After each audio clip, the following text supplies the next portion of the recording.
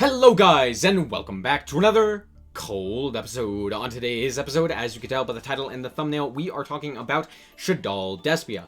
A lot of you have requested me to talk about this deck and to test it, and so I have. Let's just get into the card by card, and I will explain my thoughts as we go. So first of all, we are playing a bunch of hand traps, and we are playing Gamma. I know a lot of you aren't a fan of Gamma, but we need a light target for Fusion, as well as having a light target for the Despia stuff isn't bad, so Gamma is in here. Playing the 2 Gamma as well as the driver. We're playing triple Maxi, double Ash Blossom, I need to cut space somewhere, 1 Nibiru. We are also playing double Imperm as our hand traps. For other options, we are also playing things like the Lightning Storm for going second. We're playing Forbidden Droplets, Super Polymerization, and I think it was... Harpies. So those are all of the tech cards.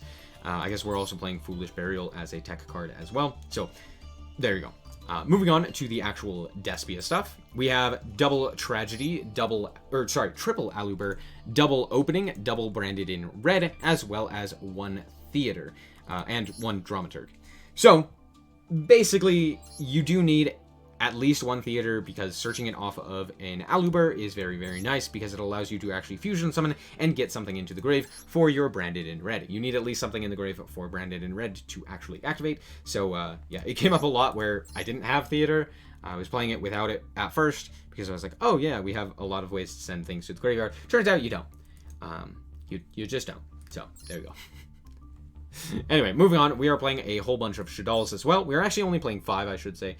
But we are playing the Hedgehog, the Wendy, the Dragon, the Ariel, and the Beast. All of these are just kind of the best ones to send. You never really want to see them particularly, unless you see them alongside a Shaddoll Fusion. Yeah, we're also playing, obviously, the triple Shaddoll Fusion, and 1 Schism. Schism can be searched, so we're only playing the 1. Moving on, we are also playing the DPE package with Celestial Dasher and 2 Fusion Destiny. And that's basically it for the main deck.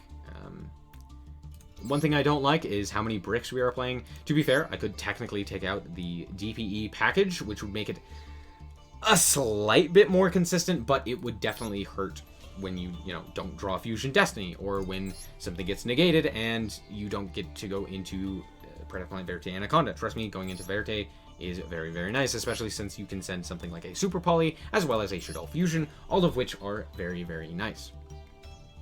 Yeah, that's basically it. Moving on to the extra deck, we are playing a few Super Polymerization targets in the Mud Dragon of the Swamp, the El Shaddoll Wendigo. This card is specifically for Baron, since Baron is a wind. You can summon a Shaddoll monster and then just Super Poly it away into this guy. And then we also have Starving Venom Fusion Dragon. Those are all of our Super Polymerization targets, mostly. Technically, all of the Shaddolls, as well as all of the Despias, are also potentially Super Polymerization targets, but not quite. So we're playing the 2 Winda, the 1 Apkalone, the 2 Construct, and the 1 Sheki Naga for the rest of our Shaddolls. Pretty standard. 2 Darks, 2 Lights, 1 Apkalone, and then the 1 Sheki. It's pretty standard. Nothing really too interesting there. We are only playing the 1 Despia Q, but 2 Masquerade. Setting up double Masquerade is very, very annoying and difficult for your opponent to deal with, whereas the 1 Despia Q is more so just like additional insurance, as well as, making it more difficult for your opponent to deal with this card in particular, as well as other stuff. Obviously, the 1 DPE, the 1 Proskenion as well for additional Despia stuff. And then the 1 Verte. That's it for the deck. Let's hop into the replays and see how this deck performs. Alright, so here we are going second. And I drew Dasher. How does this always happen? Anyway, they are going to Pot of Duality, and it's True Draco. To be fair, I don't actually mind True Draco when it's not in an event. It's not as problematic, and more importantly, it's not as annoying to just come up against a deck that doesn't use the extra deck when you're in an extra deck focused event. Anyway, so they are going to activate their Dragonic Diagram, go for the... I don't know what they're doing. They're doing stuff. They're like popping things, searching things. Here comes the Heritage. Heritage is going to draw them cards. By the way, so far, count how many cards they have drawn. I'll tell you at the end. They're going to target 3. They also tribute summoned out the Dynamite Knight as well. And set 4 and pass. Holy crap. Did you count how many cards they drew there? I'll tell you, it's 6. They drew 6 cards. What? Anyway, it's our turn. I drew Infinite Impermanence, which is rather interesting. I'm going to go for the Fusion Destiny here. They are going to activate their Dynamite Knight, to the which I will activate my Gamma. The reason that I did this the way that I did is because I don't really have anything else that I can realistically summon. But, yeah, Fusion Destiny is cool. So, son of a... Yeah, I.O., sure. That's fine. And then they will activate their True King's Return. And then they will activate their Monarch's Erupt. Why are they activating all of these in sequence? I don't know what's happening, but okay. Anyway, Monarch's Erupt is going to activate, True King's Return is going to activate, Imperial Order is going to negate our effect, and have the dumbest, just the dumbest animation. We're going to summon out our Gamma as well as our Driver to pop their cards. And then we will, negate, and then hooray. I'm going to normal summon out Dragon here, just to put on a little bit more pressure for them. They are going to then special summon out, before we go to the battle phase, their Dynamite Knight. We're going to walk in with Dragon, we're going to walk in with Driver, we're going to walk in with Gamma. Let's go main phase 2, I'm going to set 1 and pass. You might be wondering, Snow, why didn't you activate, or why didn't you set the Imperm in the column of Monarch's Erupt, or True King's Return, or I.O.? And to that I will say, first of all, I.O. is actually helping me. It's negating his spells, which is very important. Second of all, True King's Return kind of doesn't do anything unless he has a monster, which they don't play a whole lot of true Draco monsters. Normally, they just need to find one, and then they're good, and they have a million draw cards to do that. So, no real point in dealing with this. Sure, their monster comes back every turn, but it comes back in defense, so I can just walk over it with Dragon. Not that big of a deal. And second of all, I actually don't care about Monarch's Erupt. Like, it just doesn't do anything against me. Like, I just walk into their monster. That's the whole plan at this moment. This set card is scary, so I set the Imperm in the middle column. They get to pay 7, and then they will activate their True King's Return, special summon out their Guy, and then end the turn. And since this card does not have a... since the opponent does not have a tribute summoned monster on their side of the field during the end phase of their turn, Monarch's Erupt goes to the grave. If you didn't know, that's why. So, we're just going to go to battle. I'm just going to walk in, and I'm going to be like, cool. I'm going to normal summon out the Aerial. They are going to special summon out their Dynamite Knight, to the which I will go into a Predaplant Verte Anaconda. You might be wondering, what is this Verte going to do? If you don't know, my Fusion Destiny was negated. So I need to get Fusion Destiny out. They flip up Skill Drain. Turns out I am the best player, and the Infinite Impermanence is actually going to come in handy. So I'm going to Imperm their monster in order to negate the Skill Drain. I don't care about this. I genuinely don't care about it. But I will Skill Drain them, which is very, very nice. And my Predaplant Verte Anaconda resolves. We get this stupid Dasher out of my hand, as well as Celestial. We're going to go for the DPE here. We are going to activate the DPE. We're going to pop the Verte, as well as the Skill Drain, and pass the turn. We're also going to, at the end of the turn, set a Branded Opening, just because if it ends up getting destroyed in some way, due to, you know, one of this card or something like that going to the grave, then what we can do is just protect our DPE. That's basically the reason. They're going to switch this guy to attack. They're going to activate True Draco Heritage, which is still negated by I.O., and then they will pass the turn. I'm going to pop myself as well as the set card because it's scary. And turns out I was right to pop myself because it was the card that destroys monsters. I'm going to special summon back the DPE, and at this point, the game is basically over. They're going to pay 700, and I'm going to tell you something real quick. Did you know I.O. makes you pay 700 if you have 700 life points? So if you have exactly 700, you have to pay 700 life points for I.O. and then you die. I didn't know this.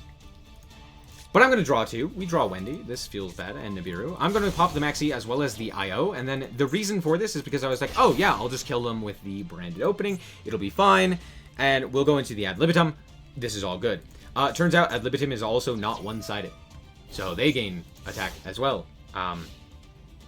Interesting. Uh-oh. I have made a terrible mistake. They draw off the top a Pot of Desires. No, this game could have been over. No! Oh, they're gonna pop some cards. Wait, hold on. I'm gonna DPE, pop the Dragonic Diagram, because I don't want them to do that. And it also puts my monster higher in attack than theirs. Okay. I can still do this. I draw Tragedy. Not the greatest. Oh, cool. Yeah, I won that game. Literally, all I had to do at that point was pop their monster, and then... Huh. Maybe that's not all I had to do. To be fair, I have no idea why that other guy scooped, but I was pretty much in control. DPE kind of does that, but we are going second once again. And it's against Tri-Brigade? It's against Tri-Brigade. Okay, how very interesting. We drew actually a fairly decent going second hand. Notably, we drew Fusion, or Shaddoll Fusion, DPE, as well as Imperm, all of which are very, very solid going second. They're going to go for their kit here, Kit and Nerval. Pretty standard Tri-Brigade stuff. They're going to add a kit to their hand. They're going to normal summon the kit, activate the kit effect, and to the which I will drop in Imperm. I mean, it's too good not to negate, you know? So I'm just going to do that. The fact that they also added a kit screams that they have Kairos in hand, and look at that, they do. They're going to send Fractal to the grave, so we know that both Fractals are now banished. They're going to special summon out their Faradajit, and then go into Verte! Woo! Make Verte. Make Verte. They're going to special summon out another Kairos, which is very interesting, in order to go, and then activate the effect of Verte to go for a DPE. They're going to go DPE pop itself as well as the Faradajit. Interesting. Faradajit effect is going to shuffle back a card, and then they will set one and pass. Now, the thing is, that is most likely Revolt. I think that's what they were searching for. So I'm a little bit scared. But, more importantly, Shaddoll Fusion only works if your opponent controls a monster that was special summoned from the extra deck. So what I need to have happen is I need to activate Shaddoll Fusion. Verte needs to stay on the field while it resolves. So what I need to have happen is this DPE to not pop itself, as well as the Verte. If they do that, I cry. I draw Branded Opening, which is nice. So at least I have plays outside of them negating my fusion.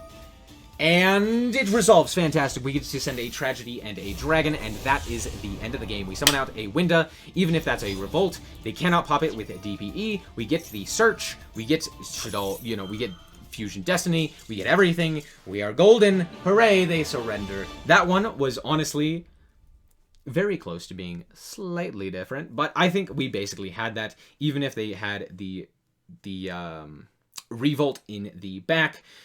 We still had many plays, so cool. So one thing I've noticed is that all of my wins are when I'm going second. To be fair, this hand is absolutely tragic, but the reason for that is because I figured out that this deck actually wants to go second. Like, it just does better going second. It's not, like, the greatest, but it's slightly better, because Shaddoll Fusion is just crazy going second, specifically. So, do consider that. If you want to make this deck, I would say try and make it a going second strategy, more so than a going first. And as you can see, we're also playing Ad Libitum. This was prior to me taking it out. This card just bricked me most of the time. It does come in handy in this duel, though. I draw Dasher! Huh? Anyway, we're going to go for a Foolish Burial, send Tragedy.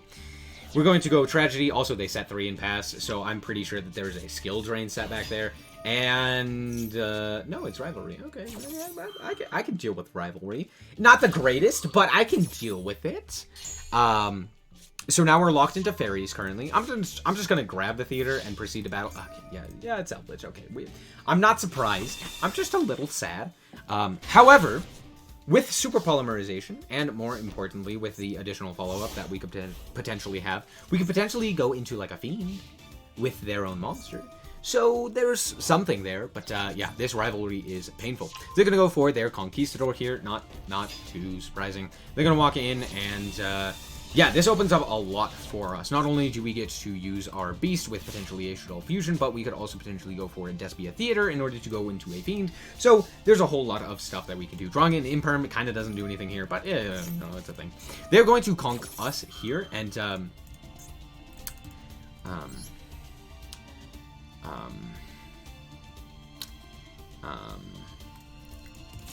we'll just let it play out.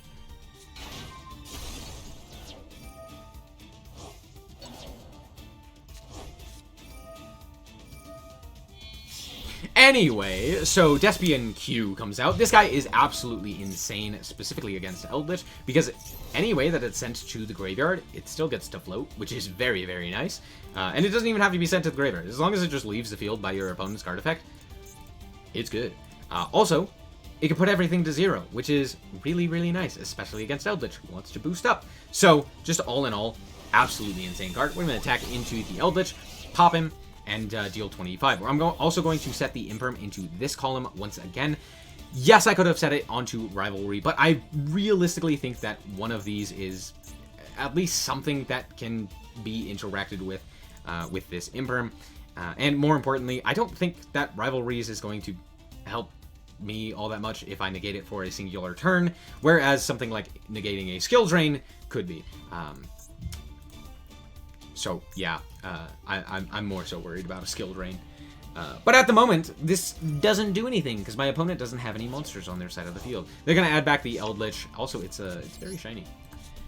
They are not going to special summon it. They are going to use it to send away the Q. Q here is... Now, I activate it, and I search for the Aluber. Realistically, I think a better option would have been just to search out Dramaturg, just because it is big, and it forces them to actually special summon out the Eldritch, using its own effect to actually get over our Dramaturg. So it could have forced out a little bit more interaction. But Aluber also gets us to search out a fusion spell, which is very nice. Adding the branded in red is an additional way to fusion summon at quick play speed, which means we could do it during the battle phase if they end up getting rid of our Aluber. They're going to set their negation spell as well as a Scarlet Sanguine. And at this point, I'm like, oh gosh, I'm dead. I'm dead. I drew Gamma, which doesn't do anything. I drew Dasher, which doesn't do anything. I drew Nibiru, which doesn't do anything. Let's just go to battle and attack.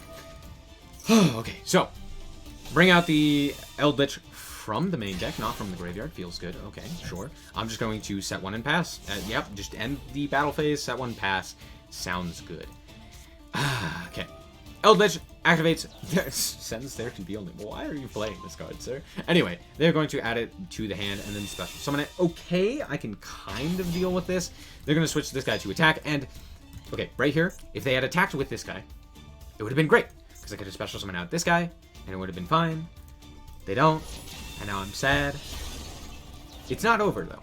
I'm going to use the Despia Theater to bring out our Despia Q. And then, this does allow me to actually activate our Super Polymerization. So, I'm going to pitch these Nibiru, which is doing absolutely nothing, and we are going to go for Masquerade.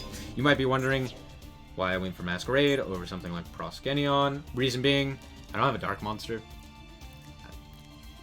There's not a Dark Monster on our side of the field or on anywhere. So, yeah, I can't actually go into this guy. But we go for the Masquerade here, which is, I mean, at least something. We're also going to go for Branded in red. They're going to go for the summon limit here, and I am like, huh. Interesting. First of all, they take 600, which is nice. New win con. But, more importantly, I do have Imperm set here. My thought process, they actually negate the summon if this goes through. Right? So, adding the Ad Libitum, which you've already targeted, kind of doesn't do anything. The reason I wanted to go for the Ad Libitum here is because I could use this Gamma to fusion summon into another Masquerade, and then use the Ad Libitum to special summon out a Q. The reason this is I mean, I think you already know why this is very good, right? I'm gonna Imperm. I'm like, I gotta negate something, right? There's gotta be something that I can do. I know that they have this at the very least, but it does also get a Eldritch off of their side of the field for the following turn, so I can at least attack in for a bit more damage, and I deal with the negate, which is very, very nice. Now, the summon limit does negate the summon of our fusion, but we still get back the Ad Libitum. So at the very least, I have something there. It would have been better to just go for the Aluber, but I didn't know what it was. To be fair, I have drawn terribly this game. Just absolutely abysmal. And it's fine. It's fine. We're going to go for the Masquerade. Second one. Feels good. We're going to use the Ad Libitum. The same play is made. They go for Torrential here, which is understandable, but also not great, because Q here is going to come back no matter what. And I think they just didn't want it to like float into like an Aluber. But the thing is, you still have Rivalry up. I literally wouldn't have been able to float. Maybe that's why they did Torrential here. I don't know. I guess I could have floated into like a Masquerade, but I mean, in all honesty, I don't know. This seems a bit weird. Anyway, our Masquerades are gone. They're never going to come back. This Eldritch player's not going to go into the extra deck at all. So we will just attack in 425, and we're getting dangerously close to killing them. They have 600 life points. They can't activate anything like a skill drain or anything along those lines. They're going to set a Hawk Arrow. Yeah, that makes sense. And pass the turn. Again, we have like nothing in our hand. It just feels bad, dude. They're going to send the Hawk Arrow in order to search out the Eldritch. They're going to just keep it in their hand once again. They're going to send the Q to the graveyard once again. And at this point, I will go for another Aluber. The reason being, they've already used their Eldritch effect. They can only use one. Well, they've already used both of them, so they can't use it again. And if they don't have anything, I just win the game with Aluber. And Aluber can search Branded in red. So if they have a way to deal with the Aluber, I could just fusion summon, right? They set the Elixir of Scarlet Sanguine, and luckily we have the Ash, so it should be good, unless that last card is something like a Called By, which would be absolutely crazy at this point. We're going to attack in, they're going to activate their Elixir of Scarlet Sanguine, we are going to activate Ash Blossom, and... oh, it goes through. Fantastic. Good game. So we're back with the deck, and I'm sure that you're thinking, hey, that actually went pretty well. You can go second very well. Yeah, unless you brick. I'm not going to lie, it is very easy to brick in this deck. Sure, you could take out the Gammas, but then you lose light targets, so you could play something like Effect Veiler, which is a little bit better of a hand trap. But then again, it also kind of doesn't do enough. Like, Gamma, the reason I'm playing it is because it basically can end specific turns, which is very, very nice. If you end up drawing a terrible hand, having Gamma is very nice. Again, Effect Veiler can kind of do stuff, and it's still nice, but you definitely need other hand traps on top of it.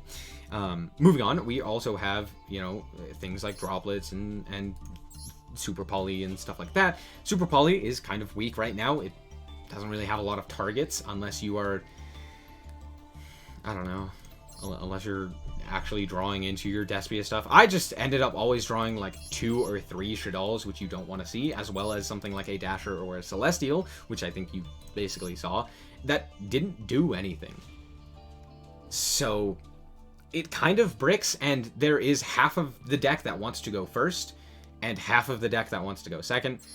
Things like Shaddoll Fusion, Super Polymerization, Droplets, all want to go second. To be fair, again, you could cut this stuff. You could cut the Droplets, you could cut the Lightning Storm, you could cut stuff like that to be a little bit more consistent. You could also cut DPE if you really feel like it. I think DPE is absolutely crazy, especially if you just kind of get all of your stuff negated and then you're just able to drop down a Fusion Destiny or go into something like a Verte Anaconda. It's nice, you know?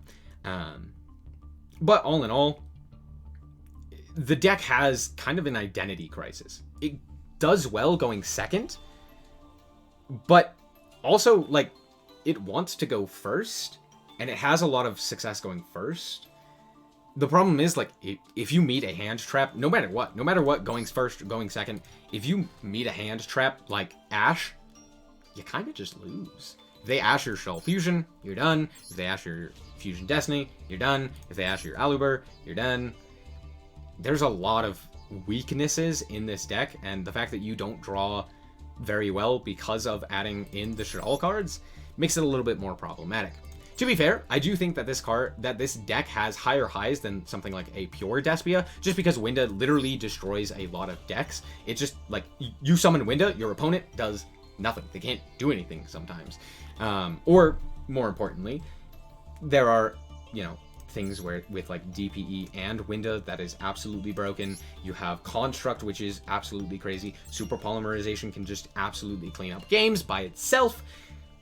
The problem is the meta isn't really... I mean, Winda is very good if you're going first. The problem is setting up Winda. Might as well just play pure Shaddolls at that point. Sure, you could set up something like a Masquerade, but in an ideal situation, a Masquerade and a Winda is great. In a not ideal situation, which is most of your hands, you're not going to be able to summon both. You're going to be able to summon maybe a Masquerade, maybe a Winda. In theory, this feels good.